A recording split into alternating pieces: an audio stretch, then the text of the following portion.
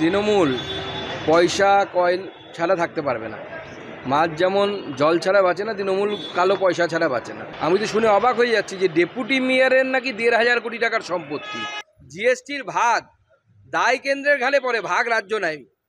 এবং জিএসটি বাড়ার ফলে বা জিএসটিতে রাজ্যের রোজগার বাড়ার ফলে রাজ্য সরকারটা কোনো রকমের টেনে টুনে চলছে। নির্মলা সীতারামনকে চিঠি দেওয়া হয়েছে, সেখানে নীতিন গাডকারি চিঠি দিয়েছে, যেখানে বলা হয়েছে যে বিমা ক্ষেত্র থেকে জিএসটি তুলে নেওয়ার জন্য। ঠিক একই পথে হাঁটলেন মমতা বন্দ্যোপাধ্যায়, কি বলবেন সেখানে? দেখুন, জিএসটি কোথায় থাকবে, অর্থাৎ কোন জিনিসের উপরে জিএসটি লাগবে কি লাগবে না, সেটা কিন্তু ঠিক হয় হচ্ছে জিএসটি কাউন্সিলে। এবং মমতা বন্দ্যোপাধ্যায় যেটা করছেন সেটা হচ্ছে নোংরা রাজনীতি করছেন। জিএসটি কাউন্সিল কাদের দ্বারা গঠিত?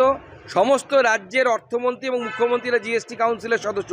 শুধু তাই নয়, ভারতবর্ষে যখন প্রথম জিএসটি কাউন্সিল তৈরি হয়েছিল তার মাথায় ছিলেন মমতা বন্দ্যোপাধ্যায়ের ডান হাত তথা পশ্চিমবঙ্গের তৎকালীন অর্থমন্ত্রী, আমি নামটা ভুলে যাচ্ছি ওনার এখন, তিনি ছিলেন হচ্ছে অসীমবাবু নামটা ভুলে যাই হোক, তিনি ছিলেন হচ্ছে অমিত মিত্র ছিলেন হচ্ছে জিএসটি কাউন্সিলের চেয়ারম্যান।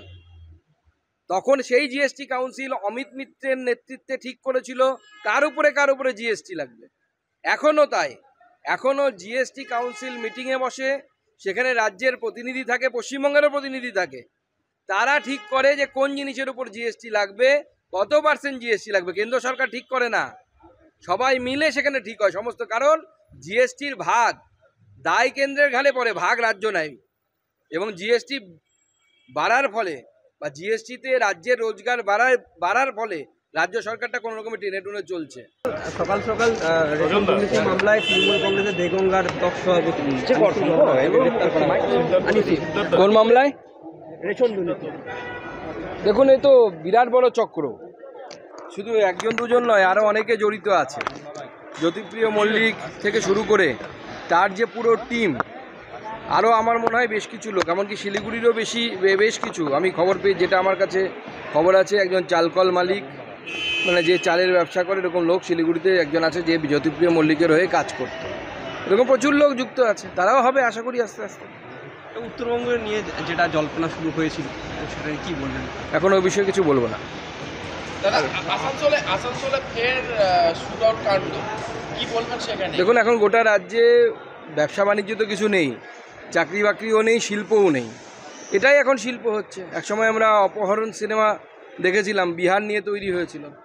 এবার এখানে বাংলায় হয়তো অপহরণ সিনেমা তৈরি হবে। বাংলার যা পরিস্থিতি, কলকাতাতে শ্যুট আউট চলছে, টাকা কেন দিচ্ছে না? রেস্তোরাঁ মালিক টাকা দেয়নি, তাই তার কানের পাশ দিয়ে গুলি চলে গেল। আসানসোলে হচ্ছে, দুদিন পর পশ্চিমবঙ্গের সব জায়গাতে হবে। আপনি টাকা দিন, টাকা দিলে পরে আপনি বাঁচবেন, না হলে আপনার কানের পাশ দিয়ে গুলি যাবে। Some BJP leaders are saying that Adhir Chaudhary is welcome to BJP. Your take? Presently, we are not in such a condition that we can say anything regarding this matter. It is the purview of Adhir Chaudhary that what will be his political future. So he is a senior leader and well-known leader in this state. So whatever decision he may take, any decision, we cannot dictate him. No comment. দাদা, বীরভূমে ফের কয়লা পাচার কাণ্ডে যুক্ত হয়ে যাচ্ছে লোকেরা, তা কি বলবেন সেখানে? সক্রিয় হয়ে উঠছে। দেখুন, তৃণমূল পয়সা কয়েল ছাড়া থাকতে পারবে না। মাছ যেমন জল ছাড়া বাঁচে না, তৃণমূল কালো পয়সা ছাড়া বাঁচে না। তো সেই পয়সার জন্য তো কয়লা লাগবে, আপনার গরু লাগবে, গরু পাচার, কয়লা পাচার। আমাদের আজকে এখানে কর্পোরেশনের ডেপুটেশন আছে, ঘেরাও আছে, আমাদের জেলা সভাপতির নেতৃত্বে করবে। আমি তো শুনে অবাক হয়ে যাচ্ছি যে ডেপুটি মেয়রের নাকি 1,500 কোটি টাকার সম্পত্তি, যেখানে টাকার অভাবে শিলিগুড়ি কর্পোরেশন কাজ করতে পারছে না নাকি, টাকা নেই নাকি।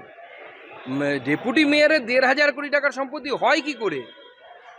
মানে শিলিগুড়িতে কি এরকম কোনো শিল্প আছে যে শিল্পের মালিকের 1,500 কোটি টাকা থাকতে পারে? আমি নিশ্চিত যে এই টাকা জনগণের টাকা এটা লুট করে খেয়েছে। দেখুন, এই তো রামকৃষ্ণ মিশন ভারতবর্ষের সঙ্গে থেকে মুখ্যমন্ত্রী গালি দিচ্ছে, তো স্বাভাবিকভাবে তৃণমূল কংগ্রেসের নেতারা তারা তো চেষ্টা করবেই। আর শিলিগুড়িতে জমি মানে এখন বুঝতেই পারছেন, সে কাওয়াখালী হোক বা অন্য কোনো জায়গা হোক, জমি মানে তো এখানে হীরের টুকরো। তো সেটা বিক্রি করার জন্য দখল করে হোক যেভাবে হোক বিক্রি করে সেখানে পয়সা কামানোর চেষ্টা চলছে।